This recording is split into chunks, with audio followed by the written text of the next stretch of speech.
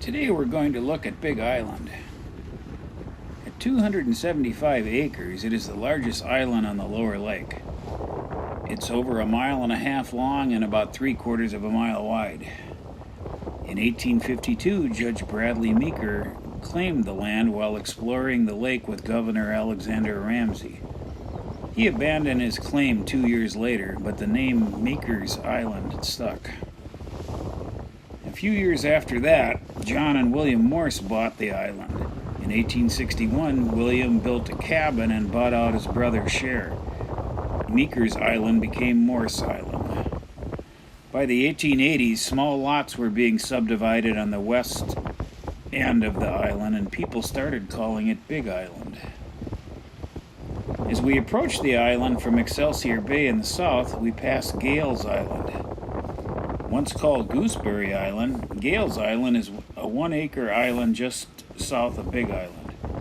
According to Thelma Jones, author of Once Upon a Lake, women and children from Excelsior stayed on the island during the Sioux Uprising of 1862. It was defended by Reverend Galpin and 6 townsmen, but nothing ever became of it as the uprising was quelled way before it ever got this far east. In 1863, Samuel Gale's brother Harlow visited the island and was very impressed. 9 years later, he bought it for $2.45. He built an octagon-shaped red summer house that they called Brightwood. They would move to the island every June and stay through the summer months. It has been purported that Harlow's daughter paddled a rowboat to Excelsior every Thursday to pick up a maid who would come out for the day to clean house. It seems to me that cleaning the house would be a lot less work than rowing a boat for that distance.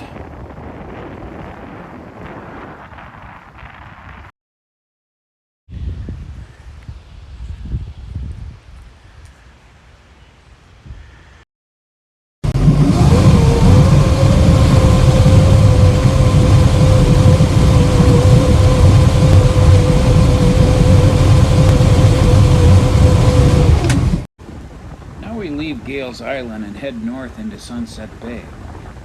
Sunset Bay, or Streeter's Cove as the Power Squadron likes to call it, is one of 3 natural bays formed by the geography of Big Island. It is also the home of the Minnetonka Power Squadron, or America's Boating Club as they seem to be calling themselves these days. The Minnetonka Power Squadron is a chapter of the National Club whose mission is to improve maritime safety and enjoyability through classes in seamanship and navigation.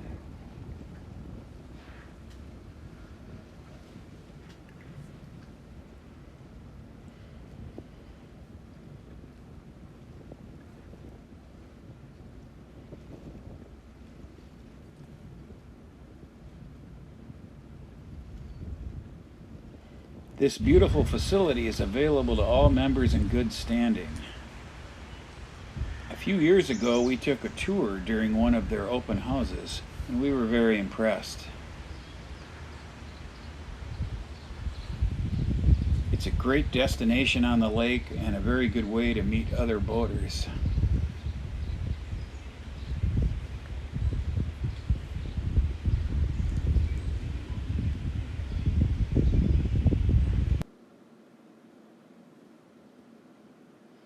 To the west of the Power Squadron is Cyril's Channel.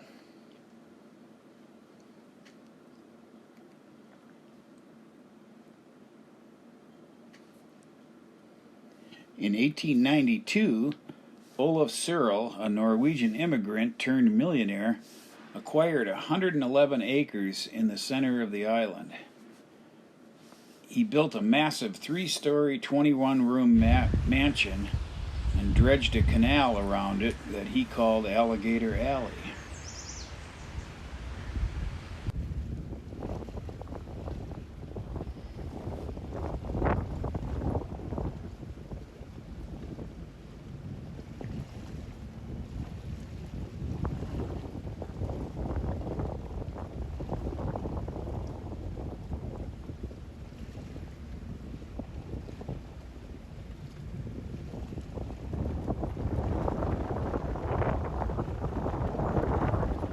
Cyril's moat was later widened to create this navigation channel that cuts the island in two.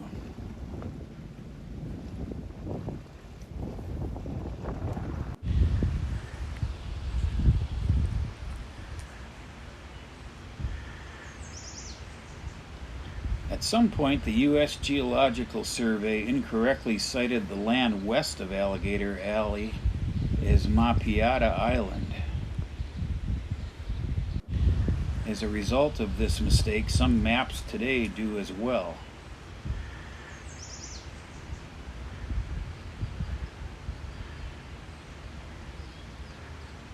Here we have Big Island clipped from Google Maps. It shows the west half of the island is Mapiata Island, when in actuality both sides of the channel are Big Island. Mapiata Island is this small landmass at the north end of Alligator Alley. Mapiata Island is named after the daughter of Dakota chief Wakanyaya. To end a war between the Dakota and Ojibwe, Wakanyaya offered his daughter's hand in marriage to the Ojibwe chief. Mapiata and her husband are buried along the north shore of this little island.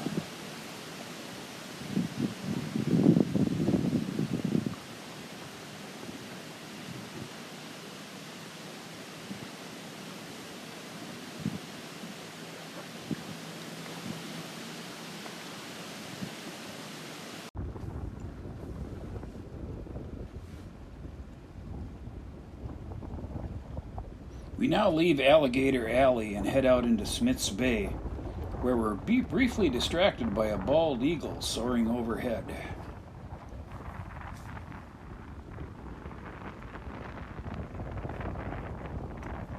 Just east of Mapiata Island is the Big Island Allen Wildlife Reserve. It is managed by the Three Rivers Park District. It has no amenities, so unless you're a wild animal, they don't really want you there. From here to the northeast corner of the island is what the locals refer to as Cruiser's Cove. From the end of the school year until Labor Day, this is the place to party on Lake Minnetonka. It is not uncommon to see a dozen or more boats tied together. This practice is called rafting. Today is an average weekend, but on the 4th of July, you can expect 10 times as many boats. Hennepin County has put these buoys out to make a pathway for the water patrol to get in and out during emergencies.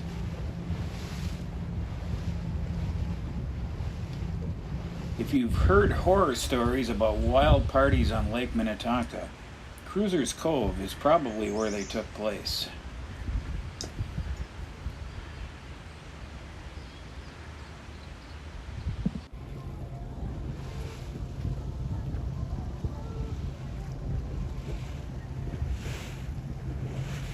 As we round the corner and head south along the eastern shore of the island, it is time to talk about Big Island Park. Big Island Park's story has 3 parts. Part 1 begins in 1905 when the Twin Cities Rapid Transit Company's streetcar line finally reached Excelsior. To increase ridership, they purchased the eastern third of Big Island from Samuel Morse and built an amusement park. In August of 1906, Big Island Park opened with much fanfare. There was a figure-8 roller coaster, a carousel, a baseball diamond, an enchanted river ride, and a 1,500-seat music casino. But the park was short-lived. After early success, attendance began to decline. High operating costs and a lack of off-season revenue caused the park to close after the 1911 season. During World War I, much of the park was dismantled during a scrap iron drive. The second part of the story begins in 1921, when the Rapid Transit Company donated the land to a group of veterans organizations and a veterans camp was built. The Minnesota Department of Veterans Affairs operated the camp until 2003. After an 85-year run in 2006, the Veterans Camp was sold to the city of Orono for $5.7 million, and Big Island Nature Park was born.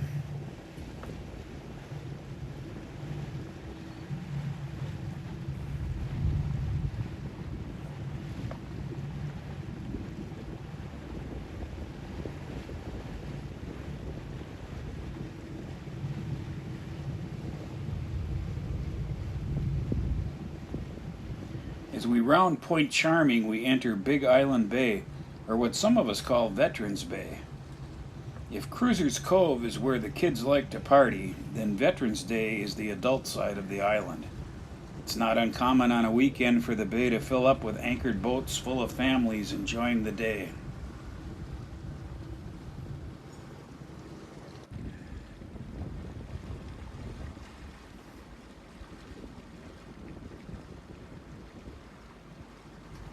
On the east shore of the bay is the park. These docks are located where the steamboat wharf was in 1906.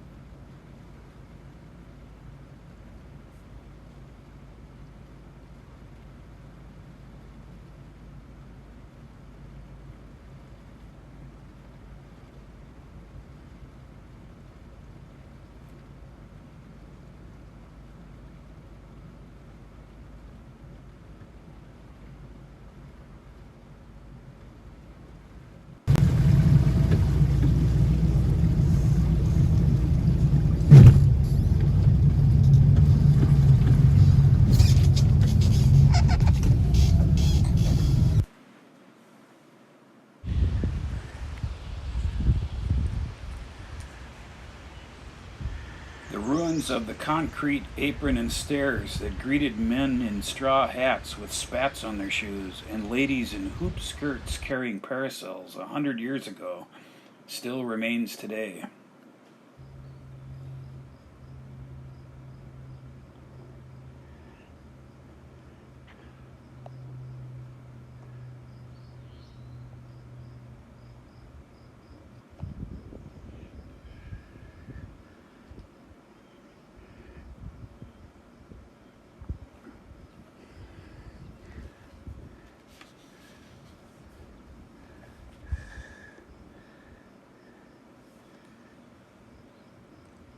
This picnic table is the last surviving one from the Veterans Camp. In 2006, there were hundreds of them.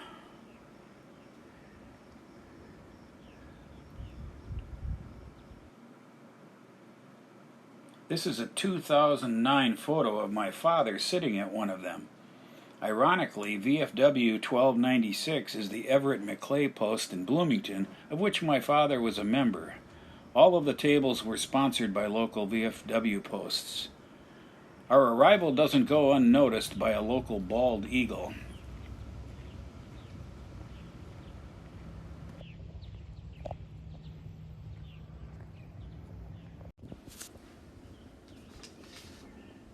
I believe this building was some sort of concession stand during the Veterans Camp era, but Orono has converted it into an interpretive center. Inside you will find information about the park dating all the way back to the Ice Age.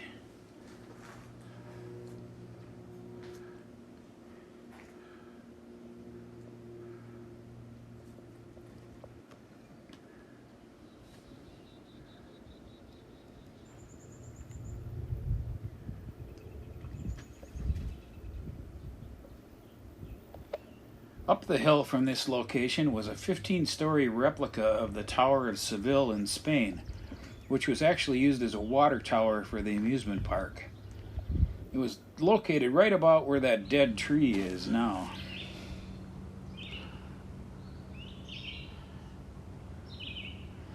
From the site of the tower, I'm taking my drone to an altitude of 150 feet, which should be about equal to 15 stories.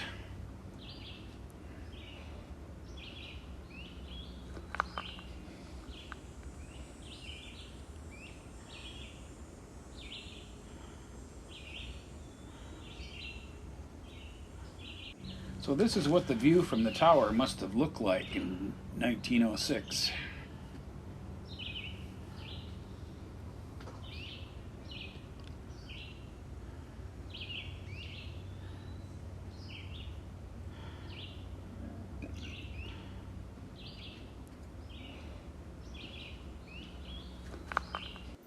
Behind the tower were these concrete stairs, which apparently are being used today by a wild turkey.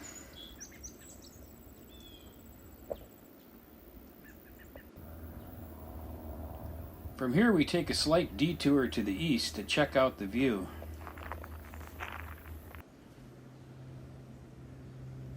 From the eastern tip of the island, we can see Spirit Island and the entrance to Wayzata Bay.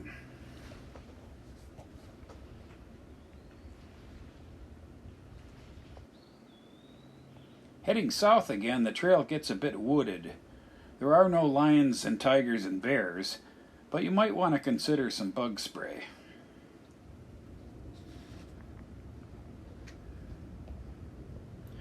The culmination of the trail south is what is probably one of the nicest sandy beaches on the whole lake.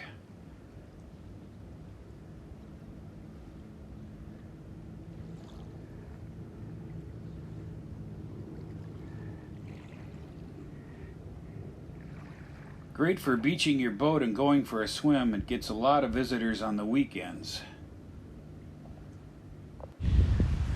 The only downside on the weekends is that with all that boat traffic between Wayzata and Excelsior, the constant bombardment of man-made waves is unrelenting.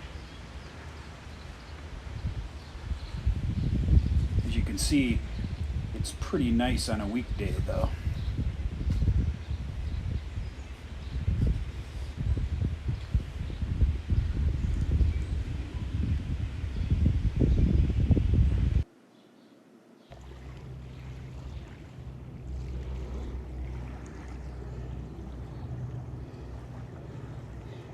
On the southern end of the beach, we find a stairway that climbs the hill to Point Charming. These stairs are the remnants of the veteran camp and are quite handy because it's a good climb.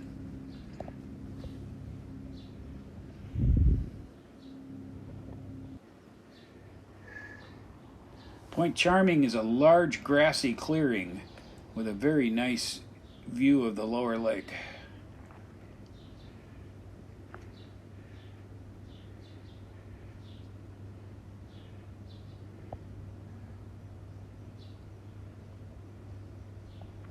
From here you can see cottage wood across the lake, and if you peer to the west, you can see the city of Excelsior.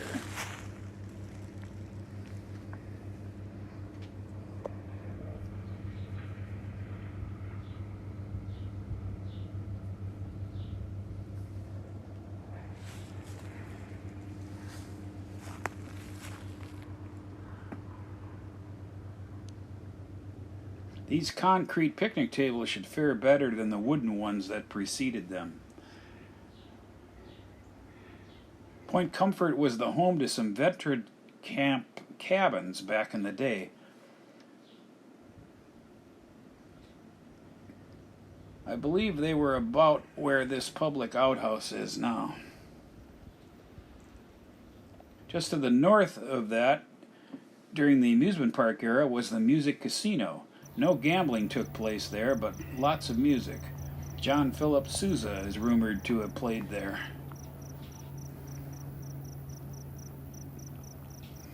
We head north from Point Comfort and come to a section of the trail made up of the original 1905 concrete sidewalk.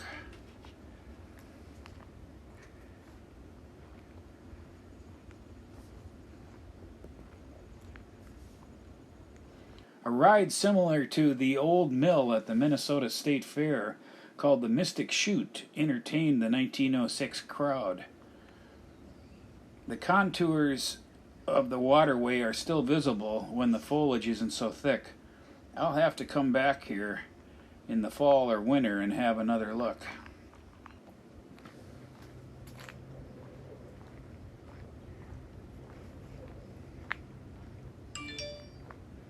And now we find ourselves back at the apron and main gate where we started.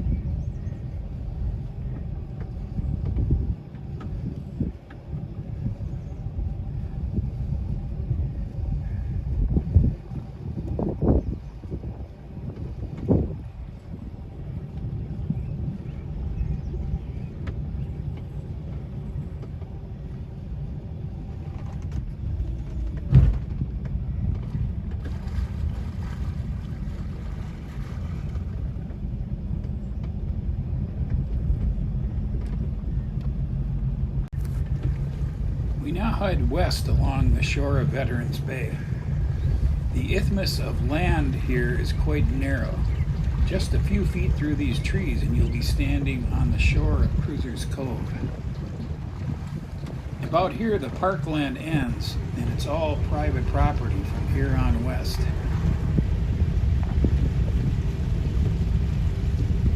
Point Charming is the eastern boundary of Veterans Bay. Point Comfort, seen here, is the western one. As we round the corner, Point Comfort becomes Crown Point. I take these point markers very seriously right in here because one time I skimped a little making this corner in my old boat and hit a rock and knocked a quarter-sized chip off my prop.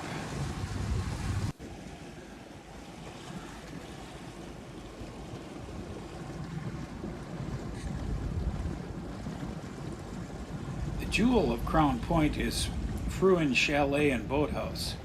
William Fruin arrived in America in 1865 and built a mill on Bassett's Creek in Minneapolis, where his milling company flourished, as well as another company he founded, Glenwood Inglewood. William's son Arthur bought the villa up on the hill in 1927. Inspired by a trip to Switzerland, in 1940 he built this iconic chalet-style stone cottage and boathouse on the shore.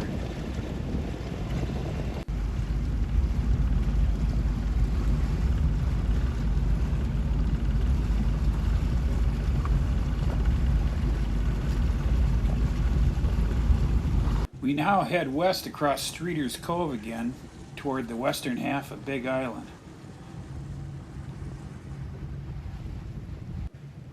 All the property on this half of the island is private, except for a small park in the middle of the island.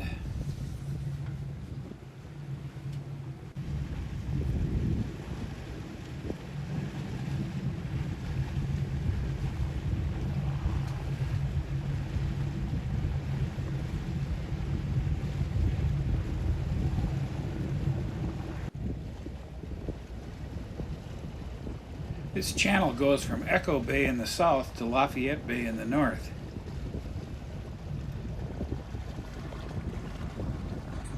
Opposite the island is West Point in Tonka Bay. This house situated on West Point has always interested me. It has 10 flues on the roof. Assuming one is for a furnace, that there must be 9 fireplaces in this house.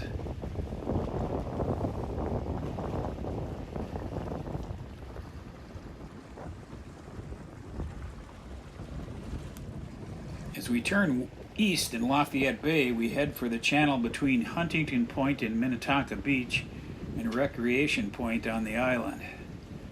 This passageway leads into Smith's Bay. A cottage on Recreation Point was built in 1880 by C.F. Hagelin, whose claim to fame is having built the Fauché Tower in Minneapolis. The original cabin burned to the ground in 1940 when a fisherman broke in and started a fire.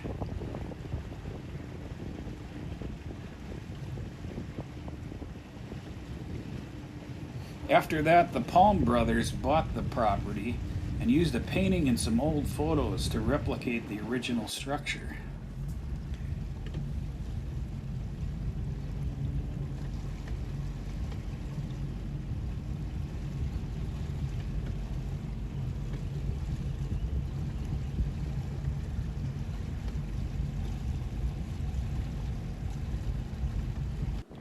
All the exterior details match the 1880 cabin exactly the way it was.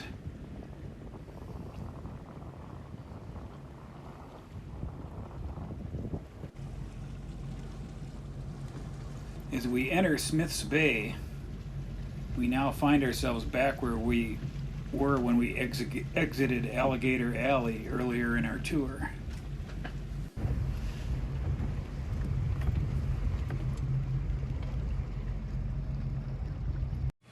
Hey, you made it to the end.